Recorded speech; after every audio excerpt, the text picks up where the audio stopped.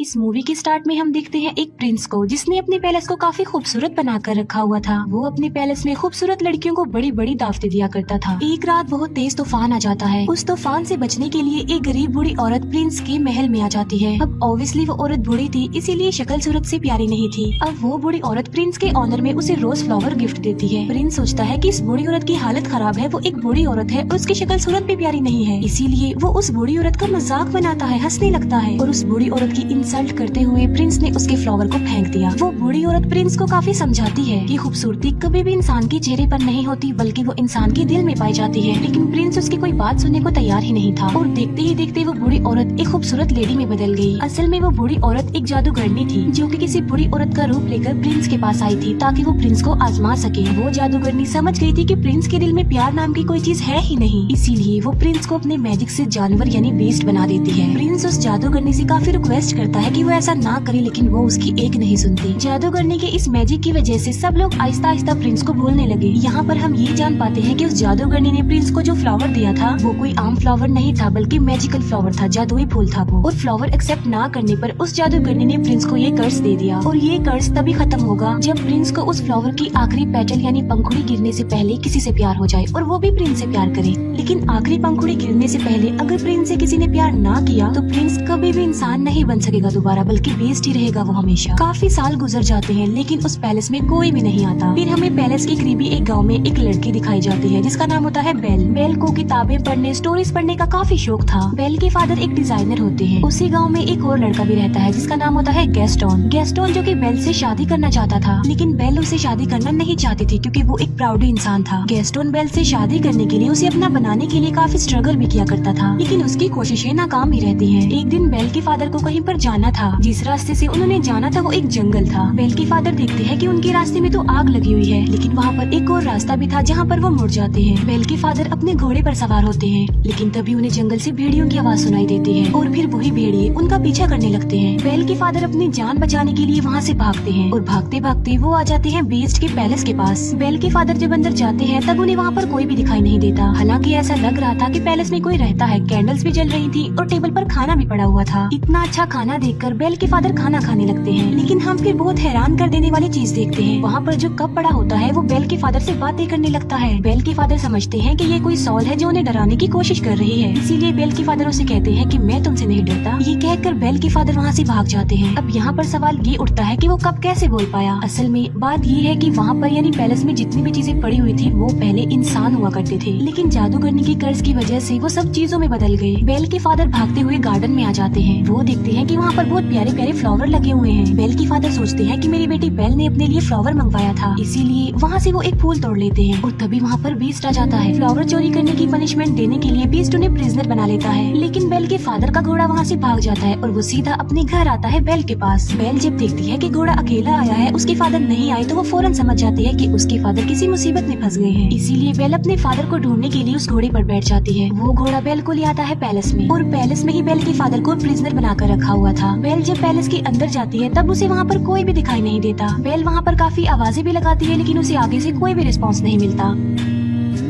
Bell वहाँ पर आवाजें सुन पा रही थी, लेकिन उसे वहाँ पर कोई भी नजर नहीं आ रहा था। बेल उस जगह पर पहुँच जाती है जहाँ पर उसके फादर को कैद करके रखा गया था, प्रिजनर बनाकर। बेल के फादर उसे बताते हैं कि ये सारा महल जिंदा है, इसीलिए जितना जल्दी हो सके तुम यहाँ से भाग जाओ। कहीं ऐसा ना हो कि वो तुम्हें देख ले। मैंने तुम्हारे लिए फ्लावर तोड़ा था और उसने मुझे पनिशमेंट देने के लिए यहाँ पर कैद कर दिया। लेकिन बेल के वहाँ से निकलने से पहले ही बीस्ट वहाँ पर आ जाता है। बेल उसे देखकर काफी डर जाती है, घबरा जाती है, क्योंकि जाहिर सी बात है वो बीस्ट था तो काफी खतरनाक लग रहा था और काफी डरावना भी। लेकिन बेल बीस्ट को ये बात शो होने नहीं देती कि वो उसे डर रही है। बेल कहती है कि मैं अपने फादर से मिलना चाहती हूँ, लेकिन बीस्ट ऐसा नहीं चाहता था कि वो अपने फादर से मिले। बेल बीस्ट को कहती है कि तुम कितनी जालिम इंसान हो, एक छोटी सी गलती के लिए तुम इतनी बड़ी सजा दे रहे हो। उन्होंने सिर्फ एक फ्लावर ही तो तोड़ा है और ऐसा करने के लिए मैंने ही उन्हें कहा था, इसीलिए मैं हर सूरत अपने फादर से मिलूंगी। बीस्ट उसे बताता है कि अगर ये दरवाजा एक बार खुल गया और उसके बाद बंद हो गया तो ये दोबारा कभी भी नहीं खुल पाएगा। ये कहते ही बीस्ट डोर को ओपन कर देता है। बेल अंदर जाती है और अपने फादर से मिलती है, लेकिन वो अपने फादर को बाहर की तरफ पुश कर देती है और इसके बाद दरवाजा बंद कर देती है। अब बीस्ट के अकॉर्डिंग वो दरवाजा दोबारा नहीं खुल पाएगा, इसीलिए वो बेल के फादर को अंदर नहीं डाल सकता। बेल के फादर की जगह पर अब खुद बेल वहाँ पर कैद हो गई थी। इसके बाद बीस्ट बेल के फादर को वहाँ से ले जाकर आजाद कर देता है, उसे छोड़ देता है। अब बेल वहाँ पर कैद हो जाती है, लेकिन जब बीस्ट वहाँ पर नहीं होता तब एक घड़ी और एक कैंडल स्टैंड बेल के पास आते हैं। ये चीजें इंसान थी, लेकिन कर्ज की वजह से घड़ी और कैंडल स्टैंड में चेंज हो गई है। लेकिन ये इंसानों की तरह ही सब कुछ कर सकते हैं, सुन सकते हैं, बोल सकते हैं, चल भी सकते हैं। वो दरवाजा खोल देते हैं और बेल को कहते हैं कि तुम हमारे साथ साथ आओ। वो बेल को कहते हैं कि हम तुम्हें रहने के लिए एक अलग रूम देंगे, क्योंकि वो समझ गए थे कि बेल ही वो लड़की हो सकती है जो उन्हें इस कर्ज से आजाद करवाएगी। वो बेल को रहने के लिए एक रूम देते हैं। जब इस बात का बीस्ट को पता चलता है तो उसे काफी गुस्सा आता है, इसीलिए वो घड़ी और कैंडल स्टैंड को डांटता है और उन पर गुस्सा करता है, जिस पर वो दोनों कहते हैं कि शायद ये ही वो लड़की है जो हमें इस कर्ज से आजाद करवाएगी। तुम्हें उसके करीब जाना चाहिए, उसे इम्प्रेस करना चाहिए और उसे प्यार भी करना चाहिए। वो बीस्ट को मशवरा देते हैं कि तुम बेल के पास जाओ और उसे अपने साथ खाने के लिए इनवाइट करो। ये बात सुनकर बीस्ट को उन पर गुस्सा आता है। वो उनसे कहता है कि क्या तुम पागल हो गए हो कि मैं एक चोर की बेटी को खाने के लिए इनवाइट करूं, उसके साथ खाना खाऊं? ऐसा कभी भी पॉसिबल नहीं हो सकता। लेकिन जब उसके सारे लोग उसे काफी इंसिस्ट करते हैं तो वो इस बात के लिए मान जाता है, क्योंकि उन सबके कर्ज होने की रीजन कोई और नहीं बल्कि बीस्ट है। बीस्ट बेल के पास जाता है। वो बेल को कहता है कि तुम मेरे साथ खाना खाओगी, लेकिन इसे तुम कोई रिक्वेस्ट मत समझना। बेल उसे कहती है कि तुम क्या पागल हो? पहले तुमने मेरे फादर को प्रिजनर बनाया, फिर मुझे कैद कर लिया और अब मेरे साथ खाना खाना चाहते हो। बीस्ट दरवाजे को जोर जोर से पीटता है और कहता है कि जो भी हो जाए तुम तो मेरे साथ खाना खाओगी। बेल कहती है कि चाहे मैं भूखी मर जाऊं, लेकिन मैं तुम्हारे साथ खाना नहीं खाऊंगी। जिस पर बीस्ट कहता है कि चलो ठीक है, मैं तुम्हारी ये ख्वाहिश भी पूरी कर देता हूँ, तुम्हें भूखा ही मारूंगा। अब तुम्हें कोई भी खाना नहीं देगा और तुम भूखी ही मरोगी। बेल फिर भी दरवाजा नहीं खोलती और वो वहाँ से चला जाता है। जिस अंदाज से बेल ने बीस्ट को जवाब दिया था, उसे देखकर वहाँ सभी कर्ज चीजें लाइक कैंडल स्टैंड, घड़ी, पिच, कप, उन सबको ये कंफर्म हो जाता है कि बेल ही वो लड़की है जो उन्हें कर्ज से निजात दिलाएगी। फिर हम देखते हैं बीस्ट को, जो कि उसी रोज फ्लावर के पास जाता है। बीस्ट देखता है कि उस फ्लावर की बहुत सारी पंखुड़ियाँ गिरकर टूट गई हैं। ये वही रोज फ्लावर था जिसकी खत्म होने के बाद बीस्ट हमेशा के लिए जानवर ही रहेगा और पैलेस की जितनी भी कर्ज चीजें हैं वो सारी ऐसे ही रहेंगी, हमेशा के लिए बेजान बन जाएंगी। वो फ्लावर पर बहुत ही थोड़ी पंखुड़ियाँ रह गई हैं और वो भी बहुत जल्द गिर जाएंगी। फिर हम देखते हैं बेल के फादर को, जो कि वापस अपने गांव में आ चुके थे। वो सब लोगों को बता रहे होते हैं कि मेरी बेटी की जान खतरे में है। जंगल के पास एक पैलेस है और वहाँ पर एक बीस्ट रहता है और वहीं पर मेरी बेटी फंस गई है। लेकिन कोई भी उनकी इस बात पर बिलीव करने को तैयार नहीं था, बल्कि वो सिर्फ इस बात को कहानी ही समझ रहे थे।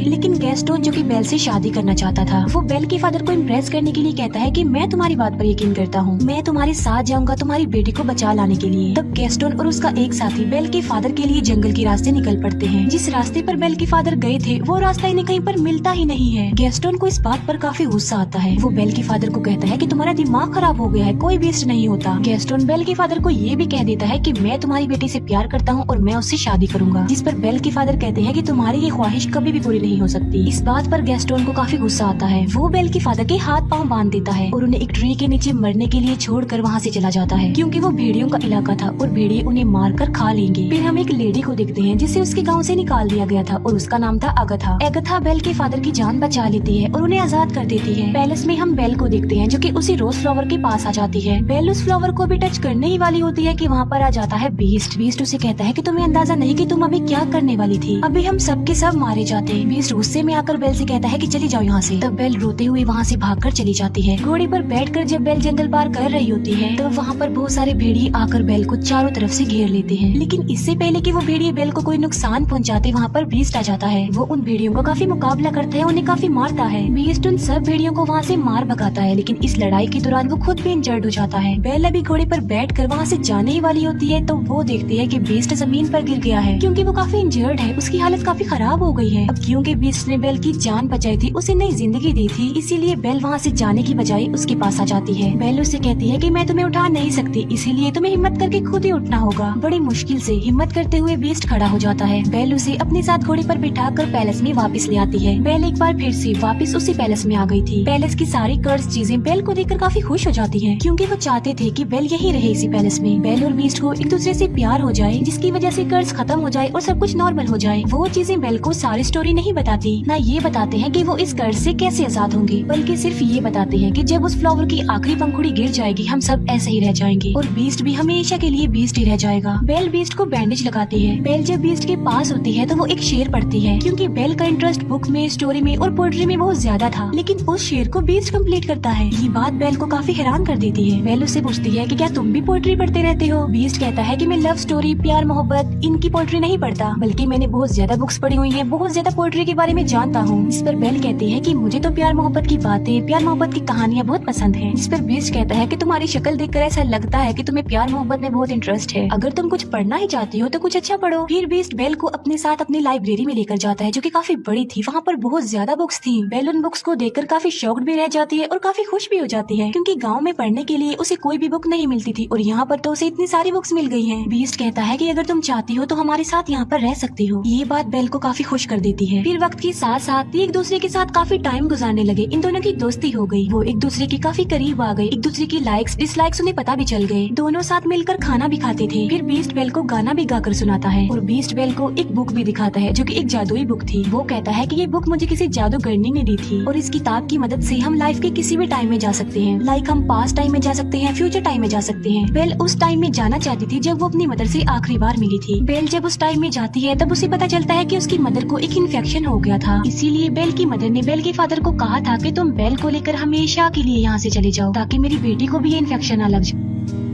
ये जानने के बाद बेल काफी दुखी हो जाती है, क्योंकि बेल ये बात नहीं जानती थी। फिर ये प्रेजेंट टाइम में वापस आ जाते हैं। कैंडल स्टैंड बीस्ट को कहता है कि तुम्हें बेल से अपने प्यार का इजहार कर देना चाहिए। बीस्ट कहता है कि वो कभी भी मुझसे प्यार नहीं करेगी, लेकिन कैंडल स्टैंड बीस्ट को काफी मनाने की कोशिश करता है और बीस्ट के सारे साथी यानी वो सारी चीजें बीस्ट को इस बात के लिए एग्री कर लेती है। वो पहले बीस्ट को तैयार करती है और बाद में वो बेल को भी तैयार कर देती है। बेल को डांस करना काफी पसंद था, इसीलिए वो दोनों डांस करने वाले होते हैं। हम देखते हैं कि बेल के फादर वापस अपने गाँव में आ गए हैं। वो सबको बताते हैं कि गेस्टों ने उन्हें जंगल में बांधकर छोड़ दिया था ताकि भेड़िए आकर उन्हें खा लें। वहीं बेल के फादर के साथ अगथा भी होती है, लेकिन गेस्टोन इस बात पर एग्री नहीं करता, बल्कि वो मुकर जाता है। वो कहता है कि ये झूठ बोल रहा है, इसके ऊपर शैतान आ गया है और ये पागल हो गया है। साथ साथ वो कहता है कि अगथा की गवाही कोई इम्पोर्टेंस नहीं रखती, क्योंकि ये तो पहले ही गाँव से निकली हुई है। यहाँ पर गेस्टोन का साथी भी झूठ बोल देता है। वो कहता है कि गेस्टोन जो भी कह रहा है बिल्कुल ठीक कह रहा है। इसीलिए सब गाँव वाले गेस्टोन की बातों पर बिलीव कर लेते हैं और सब लोग ये समझने लगते हैं कि बेल के फादर का मेंटल बैलेंस खराब हो गया है। साथ साथ उनके ऊपर कोई शैतानी साया भी है। इसी वजह से वो बेल के फादर को पकड़ लेते हैं। फिर हम देखते हैं पैलेस में, जहाँ पर बीस्ट और बेल डांस कर रहे थे और वो डांस को काफी एंजॉय कर रहे थे। उन्हें काफी अच्छा फील हो रहा था। बीस्ट बेल को कहता है कि मैं इन फीलिंग्स को काफी अच्छा फील कर रहा हूँ, मैं तो इन्हें जैसे भूल ही गया था। बेल कहती है कि मुझे मेरे फादर ने डांस करना सिखाया। बीस्ट उससे पूछता है कि क्या तुम अपने फादर को मिस करती हो, जिस पर बेल कहती है जी हाँ, मैं अपने फादर को बहुत मिस करती हूँ। बीस्ट के पास एक जादुई मिरर होता है, जिसकी मदद से वो हर उस पर्सन को देख सकते हैं जिन्हें वो देखना चाहते हैं, और उस मिरर में वो बेल को उसके फादर को दिखाता है। बेल देखती है कि गाँव वालों ने उसके फादर को प्रिजनर बनाया हुआ है, बांधा हुआ है। ये देखकर बेल काफी अपसेट हो जाती है। इस पर बीस्ट कहता है कि तुम्हारे फादर को तुम्हारी जरूरत है, तुम्हें उनके पास जाना चाहिए। साथ साथ बीस्ट बेल को वो जादुई मिरर भी दे देता है और कहता है जब कभी तुम्हें मेरी याद आई तो मेरी इस बदसूरत शक्ल को इस मिरर में देख लेना। इसके बाद बेल अपने फादर को बचाने के लिए वहाँ से निकल जाती है और अब बीस्ट पैलेस में अकेला रह गया था। बीस्ट बेल को काफी मिस कर रहा था, क्योंकि उसे बेल से प्यार हो गया था, लेकिन अब तो वो उससे काफी दूर जा चुकी थी। अब क्योंकि बेल चली गई थी तो उनका कर्ज ऐसा ही रहेगा और वो हमेशा ऐसे ही बने रहेंगे। इस बात को लेकर बीस्ट और उसके बाकी साथी काफी अपसेट हो जाते हैं। बेल अपने गांव में पहुंच जाती है और वो देखती है कि उसके फादर को सब लोगों ने प्रिजनर बनाया हुआ है। बेल सबको बताती है कि मेरे फादर जो कह रहे थे वो बिल्कुल सच था। जंगल में एक पैलेस है और वहाँ पर एक बीस्ट रहता है, एक जानवर है वहाँ पर। लेकिन गाँव वाले बेल की बातों पर भी यकीन नहीं कर रहे थे। तब वो उस जादुई मिरर में सब लोगों को बीस्ट दिखाती है। बीस्ट को उस मिरर में देखकर सब लोग काफी हैरान रह जाते हैं। बेल उन सबसे कहती है कि वो खतरनाक नहीं है, तुम्हें डरने की कोई जरूरत नहीं है, बल्कि वो दिल का बहुत ज्यादा अच्छा है और वो किसी का नुकसान नहीं चाहता और न ही वो कभी किसी को नुकसान पहुँचाता है। गेस्टोन को ये बातें सुनकर रियलाइज हो जाता है कि बेल अब उस बीस्ट को प्यार करने लगी है। इसी वजह से गेस्टोन जेलस हो जाता है। इसीलिए वो सबको भड़काने की कोशिश करता है कि उस बीस्ट ने बेल पर ब्लैक मैजिक कर दिया है, तभी तो ये ऐसा बोल रही है। वो कहता है कि बेल को भी इसके फादर के साथ ही प्रिजनर बना दो। बाद में वो सब गाँव वालों को उकसाता है कि हमें मिलकर उस पैलेस में जाना चाहिए और उस बीस्ट को जान से मार डालना चाहिए, वरना वो इस गाँव में आ जाएगा और हम सबको मार डालेगा, हमारे पूरे गाँव को खत्म कर देगा। वो गाँव वाले उसकी बातों में आ जाते हैं और पूरा गाँव पैलेस की तरफ चल पड़ता है। जब गाँव वाले बीस्ट को मारने के लिए पैलेस में आते हैं तब बीस्ट के सारे साथी यानी वो चीजें उन लोगों पर अटैक कर देती हैं। गाँव वालों को कुछ भी समझ नहीं आती कि ये क्या हो रहा है, क्योंकि वो कोई इंसान तो नहीं थे बल्कि बेजान चीजें थी। फिर हम देखते हैं गेस्टोन को, जो बीस्ट के पास पहुंच चुका था, लेकिन बीस्ट काफी उदास होता है क्योंकि बेल के जाने के बाद उसे कुछ भी अच्छा फील नहीं हो रहा था। वो बेल को काफी मिस कर रहा था।